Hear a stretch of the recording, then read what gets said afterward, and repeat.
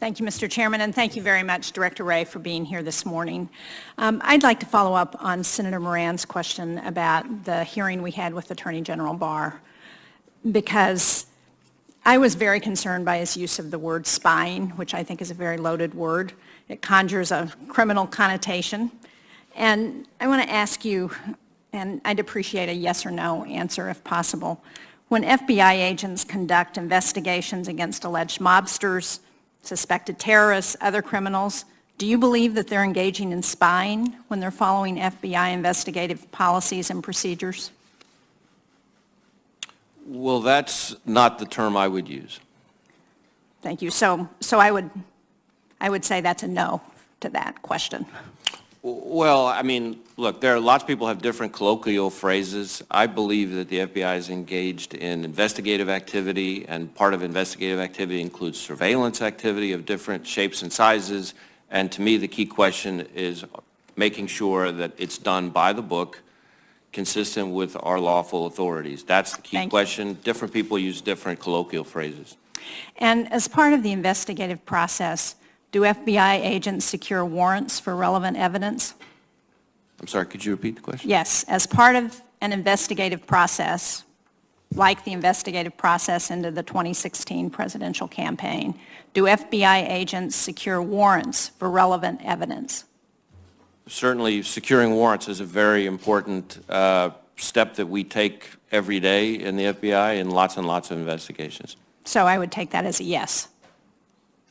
Did FBI agents get warrants for information as part of their counter-surveillance investigation into Russian interference in the 2016 election? Well, I want to be a little bit careful about what I can discuss here, but I think it's been publicly disclosed that there were a number of relevant warrants that were secured in the course of that investigation. Thank you. And do you believe, Director Wray, that the FBI and its agents spied into the 2016 presidential campaign operation? Well, again, I want to be careful about how I answer that question here because there is an ongoing Inspector General investigation. I have my own thoughts based on limited information I've seen so far, but I don't think it would be ripe or appropriate for me to share those at this stage because I really do think it's important for everybody to respect the independent Inspector General's investigation, which I think this line of questioning starts to implicate, and I think it's very important for everybody to be able to have full confidence in his review. And at this time, do you have any evidence that any illegal surveillance into the campaigns or individuals associated with the campaigns by the FBI occurred? I don't think I personally have any evidence of that sort. Thank you.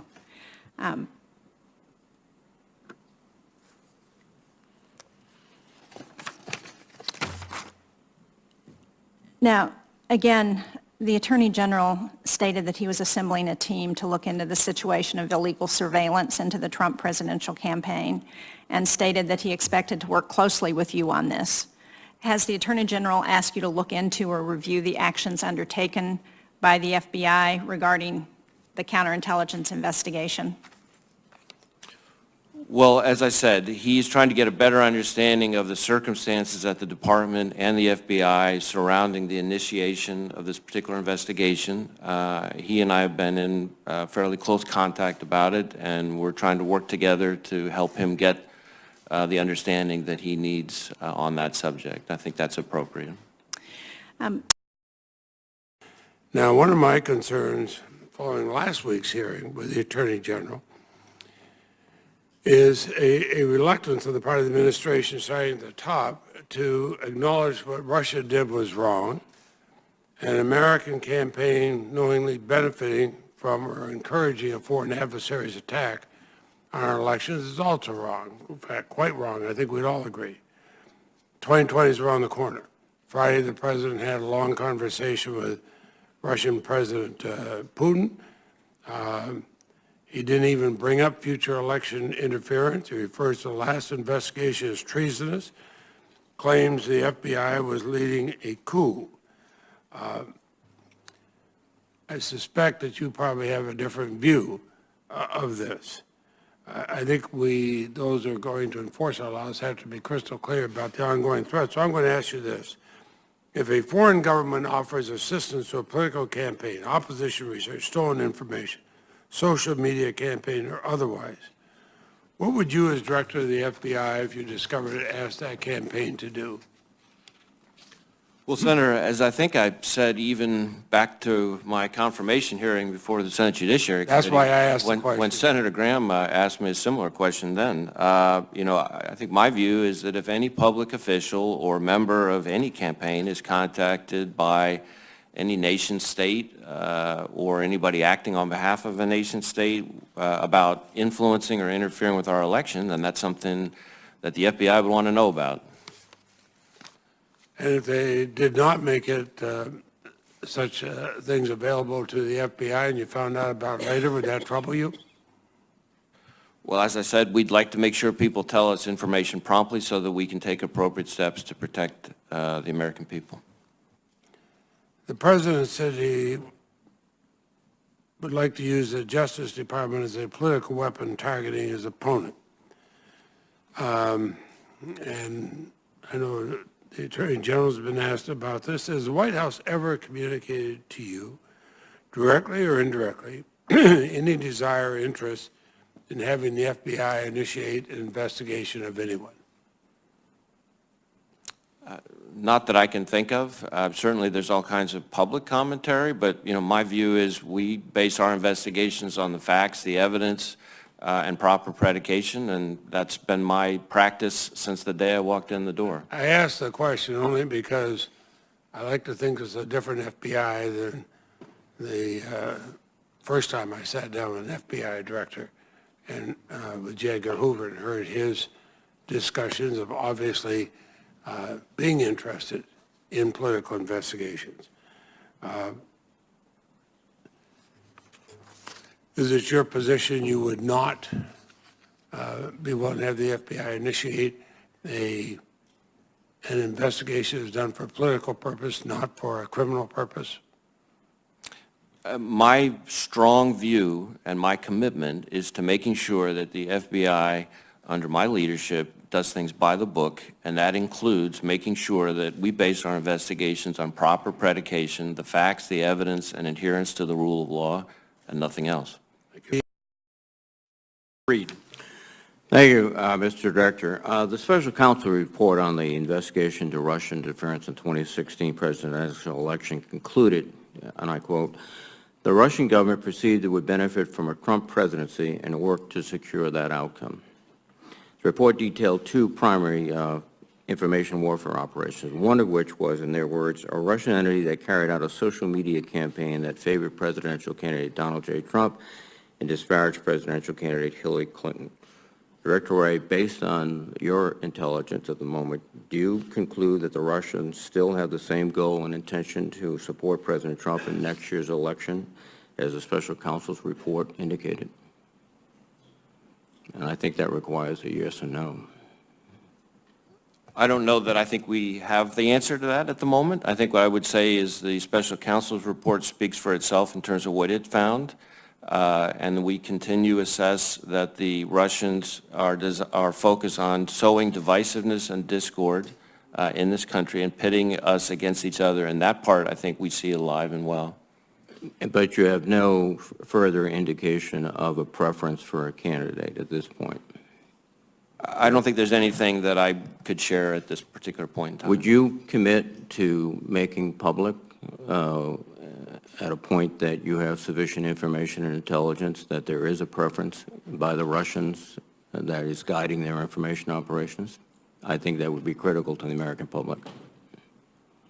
Well, certainly we want to make sure that both the Congress and the American public get the information they need to have. Anytime you start raising hypotheticals involving counterintelligence efforts, I want to be really careful about what I commit to, given my commitment to protecting sources and methods, protecting ongoing investigations, and to protecting our relationships with foreign liaison partners. It's not about sources and methods, Mr. President. I think there's been a lot of criticism previously, and many from our Republican colleagues, that President Obama didn't do enough to alert the American public that there was a concerted effort directed at supporting President Trump, as was established very clearly in the Mueller report.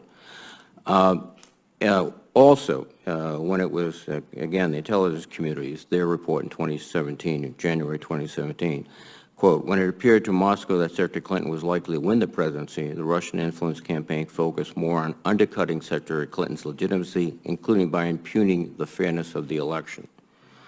In fact, there was an indictment last year, last October, in the Eastern District of Virginia, of a Kremlin-linked troll group, the Internet Research Agency, posing as Americans, deployed messages about voter fraud through social media throughout the United States. Are you, looking at the 2020 election, anticipating another attempt to discredit the credibility and the legitimacy of the election? We are keenly focused on preparing for the 2020 election in terms of the malign foreign influence threat. We expect to see efforts to, as I said, sow divisiveness and discord, and likely efforts to use fake news, propaganda, fake personas, et cetera, which might be done in a way that would be geared towards affecting particular races, but might also be done just to generate chaos. Either way, but also we're keenly attuned to it and focused on that. Undermine the legitimacy of the election. Undermine the legitimacy of the election, which is interesting because President Trump on the campaign trail in 2016 talked about the only way we can lose is if cheating goes on. It's a conscious parallelism, perhaps, or unconscious parallelism, I don't know which, but we are in a position right now where, particularly if their favorite candidate does not prevail, where the Russians will do what they were going to do deliberately in 2016 and suggest that machines have been tampered with, that immigrants have voted illegally.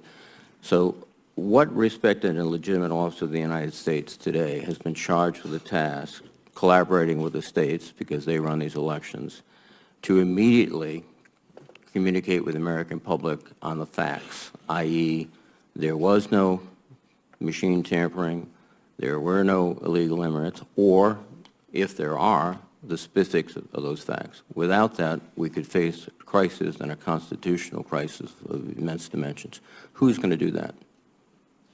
Well, the principal interface between the federal government and state and local election officials is the Department of Homeland Security. And we don't have a director, right?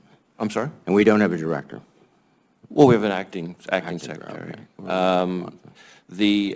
And I think in terms of putting out information, what I've experienced during my 20 months on the job when it comes to putting out information about election influence or election interference is that we, the Office of the Director of National Intelligence and the Department of Homeland Security, all work together in terms of trying to put out public messaging. Has the President directed you or anyone else to be prepared to do this?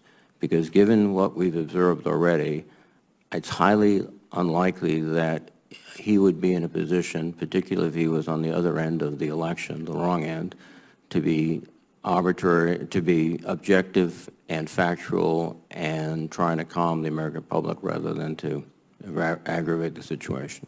Have you been directed, or has he directed you to do that? We have had, the group that I've described a minute ago, meaning FBI, ODNI, NSA, DHS, and others, have had a number of meetings that, some of which included the President himself chairing them, that have been focused on our efforts on how we can up our game to protect our elections and our democracy. Thank you. Thank you. I want to talk to you for a second about 2016. I think we can agree that, at least this is my opinion, that the FBI is the premier law enforcement agency in all of human history. And I think most Americans and most of our friends across the world believe that as well. Unfortunately, there's been created a perception that given the two investigations of presidential candidates in 2016, that some members of the FBI allegedly acted on their political beliefs. And I think it's important that we get rid of that perception. We've forgotten also that there were two investigations. There was an investigation of President Trump, but also an investigation of Secretary Clinton. I know the Inspector General has weighed in on the Clinton investigation, and he is weighing in on the Trump investigation. But aside from that, can you tell me what the factual predicate was for the investigation of Secretary Clinton and her alleged email scandal? I don't know that I can say sitting here today what the predicate is. As you mentioned, the independent Inspector General did a fairly intense and rigorous and thorough investigation of that investigation and provided a pretty long report and testified in front of multiple committees of Congress about it. There were a lot of important lessons learned from that, and I think we, the FBI, and I at the helm, took those lessons very much to heart immediately. Some of them we already had in place. Interrupted, Mr. Director, but I'm going to run out of time, and I don't want to do that. Can you tell me what the factual predicate was for the investigation of President Trump? Well, the special counsel's report goes through a fair amount of detail about the predication for its investigation. I think beyond that, as I mentioned to the chairman, I've had a number of conversations and I'm working to help the Attorney General get to the bottom of an understanding of what the circumstances surrounding the initiation of that investigation were at the Department and the FBI back in 2016. Why don't you just, I know you can't do this on your own, but the President can. The President could declassify with proper redaction all of the documents at the FBI pertaining to the 2016 investigation of Secretary Clinton and President Trump, and then let the American people see them and draw their own conclusions. Why don't we do that? Well, without weighing in on the legal question of authority, certainly, I would tell you that when we redact information or when we classify information, there are a number of very, very important principles that are at stake there. Protection of sources and methods, without which Americans are less safe. Protection of ongoing criminal investigations or other investigations, without which the American people are less safe. And there are various other legal issues implicated that go beyond just the power to declassify. And so while I think it's important that we be as transparent as we can be with the American people and certainly with the Congress, I also think it's very important to protect those kinds of information that are the lifeblood of our ability to fulfill our mission. What are we going to do then, Mr. Director? How do we remove this perception that there were a handful of people at the FBI and at the Justice Department in 2016 that acted on their political beliefs and tried to influence the election? How we're going to lance that boil? And I'm talking about both with respect to the investigations of Mrs. Clinton and Mr. Trump. So as to both matters, one case already completed, the other case still underway, there have been independent, so outside the FBI, Inspector General investigations that are professional, that are apolitical, that are rigorous, that are sometimes quite painful for the agency in question. And we've taken a number of steps to learn those lessons from the Clinton email investigation. There have been personnel moves, training improvements, policy improvements, all sorts of things that I laid out in great depth last summer in response to that investigation. And I would expect that we will take to heart in a very similar way whatever lessons are conveyed through the other Inspector General investigation, which is pending. But as to the perception, I think it is important for the American people to understand, and you alluded to it in your very helpful comments at the beginning, that we're talking about two investigations over about a 15-month period, as opposed to the thousands and thousands of investigations that the FBI does to keep Americans safe that are conducted by 37,000 men and women that, in my experience, are brave, professional, rigorous, thoughtful, and I think deserve better than some of the commentary that has been out there. And so I appreciate your comments about the efforts in New Orleans, where there have been some really remarkable efforts made, and I think it would be helpful for everyone to take a deep breath and remember that we've had more than 2 investigations over the last 2 years. Thank you, Mr. Chairman. Senator Coons, for your service. Senator Schatz. Thank you, Mr. Chairman. Thank you, Director, for your service. I want to talk to you about domestic terrorism, and I'd like for us to get a better understanding of how the statistics are evolving. I understand. It seems to me we're getting better at reporting sort of white nationalist, white extremist, both hate crimes and also terrorist events. And I'm wondering whether you think, A, do we have an increasing domestic terrorism problem related to white extremism or whatever word you would choose to use? I think we assess that domestic terrorism, well, let me put the hate crime category to the side for a second, although you're exactly right that there's a lot of blurring between them, sometimes for good reason. But on the domestic terrorism side, what I would say is that we assess that domestic terrorism, including domestic terrorism conducted by people subscribing to some sort of white supremacist ideology, is a serious, persistent threat.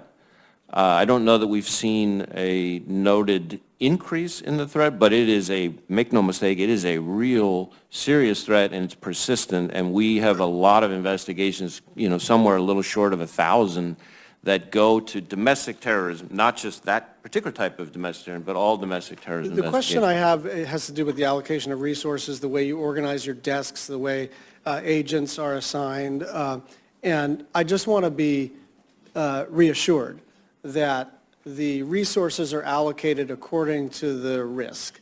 And it seems to me that the way the Congress has appropriated money, the way the political ecosystem has evolved since 9/11, and for lots of very good reasons and sound reasons, that the focus has been on external threats, jihad-inspired terrorism, but to the extent that the data demonstrates that white nationalism is something approaching about half of the terrorist events, depending on whether you count individual instances or total number of deaths. Can I be confident that the way you organize your desks and the way you allocate resources are proportional to the data as it comes in? And if the data shows something new, that you can reallocate the resources? Certainly, we have a whole threat review prioritization process that's designed to help us do the kind of calibration you're talking about. I would say that we very aggressively treat domestic terrorism as a priority through our joint terrorism task forces. And in fact, I think last year, just as one imperfect measure of it, I think we had more domestic terrorism arrests than we did international terrorism arrests. Now, in addition to what we do for the terrorism side, as you mentioned, there's the hate crime side, which we do through our criminal programs, and so there's a lot of times where some of the same kinds of activity can be tackled through the resources we use on that side too. Thank you. Let me get to facial recognition. I think it's got lots of potential, but the GAO had a study that recommends that the director conduct tests and to take steps to determine whether systems used by external partners are valid. There was a recent study cited by the New York Times that says that women of color have an error rate of 35% increase in the error rate in terms of these facial recognition databases and softwares. And I'm sort of mixed mind here. I think this provides great potential for you to catch bad guys, but only if the software works. And I have 2 worries. First, if the software is not ready, that's one thing. Second, if you use third-party contractors and the algorithm is proprietary and you don't know how they're determining who's a risk and who's not, then I think the FBI has an obligation to take a breath and try to figure out how reliable this facial recognition software is. Can you speak to facial recognition generally and the worry that sort of garbage in, garbage out, that these approaches can enhance existing uneven enforcement of the law? Well, with the caveat up front that I have not had the chance to review the newspaper article that you described or the GAO report that it summarizes, I would say that facial recognition, kind of like you, I view it as a very exciting technology with a lot of promise. I also view it as something that we have to approach thoughtfully to make sure that it's just like any exciting technology, it's not misused. You know, I sometimes say that with all the technology that's out there right now that's changing so fast, I usually have two reactions. Every time there's a new technology, I think, wow, we can do that? And then my second reaction is, oh no, somebody else can do that. And, you know, this is one of those tools that's in that regard. But I think there's a lot of promise to the technology in terms of what it can do to help solve crimes and keep people safe, and we'd be happy to, you know, arrange a briefing for you on a little more detail. I'll do that, and in the interest of time, I'll reduce the follow-up to the record, but I do want to understand your response to both the New York Times article and the GAO report. Thank you. Senator Schatz, thank you. Senator Rubio. Thank you. Thank you, Director, for being here. And I'm not going to ask you to comment about any specific cases, especially in this setting, matters that are highly compartmented, but I do want to point things that are into the public record. The first is, May of last year, the Senate Intelligence Committee, as part of our review of the 2016 election, in an interim report, stated that there had been a number of counties across the country in which foreign actors had been in a position, if they wanted to change and influence voter databases. They didn't do so, but they were in a position to do so. That was disclosed. As you can imagine, a few weeks ago when the Mueller report came out, it had a brief but obviously significant mention that at least one Florida county had been impacted by an intrusion, and it has elicited, as you can imagine, across our 67 counties, a tremendous amount of attention, to say the least, and I know that you've heard from both my colleague, Senator Scott, and from our new Governor DeSantis. So, on the one hand, I explain to people, we are always trying to protect our methods and sources, and so sometimes by revealing information, you have revealed how you learned about it, and thereby compromise the ability to learn about it in the future. On the other hand, you can imagine, if you're a county election official anywhere in America, I'm not talking specifically about Florida, and you hear that you may have been potentially one of those impacted and no one's told you that directly, it puts them in a very difficult position. So just thinking through, well, how can we handle a matter, and these are just hard things, and sometimes it's not entirely the FBI's decision to make, or any other agency for that matter, but I think I've described sort of just writ large, let's just back up from Florida and just say writ large, that's a tough spot to be in, other than to tell people, if you do these things, you should be fine, but we can't tell you who it is that's been impacted because we'll lose the ability to learn about it in the future. Is there any thought being given to how to confront this in the future, the balance between notifying a county or a victim of this sort of intrusion and the ability to protect our methods and sources? So I think you've identified a particularly vexing problem, as you've, I think, correctly framed. It is something that we in the intelligence community struggle with quite a bit. We have tried to put in place a fairly specific protocol that is intended to guide a thoughtful and disciplined decision-making process for when we notify victims of a cyber attack, whether it's in the election context or anything else. And it goes through a lot of the considerations that would apply. So things ranging from, and you anticipated some of them in your question, sometimes the information is a particularly sensitive source or method. And if we lose or jeopardize that source or method, then we lose the ability to even better protect sometimes even the same victim. Sometimes the information comes from a trusted foreign liaison partner. And it's not our decision to make about whether to share the information. Sometimes it affects an ongoing criminal investigation and might jeopardize that. So there's a whole host of things. We also look at things like how actionable is the information? Is the information we've had in a form where somebody could even do something with it? And so sometimes those factors come into attention, and we try to wrestle through them as best we can. I will say that sometimes we also strike a middle ground, which is we try to provide more general information to help people take appropriate cyber hygiene steps. It's not a perfect solution, but it's a solution that intends to kind of have it a little bit both ways, where we're sharing information that allows people to take some steps while it's still protecting some of those sensitive sources of information. But this is an issue that we all in the intelligence community struggle with, not just in the election context, but in a lot of other settings as well.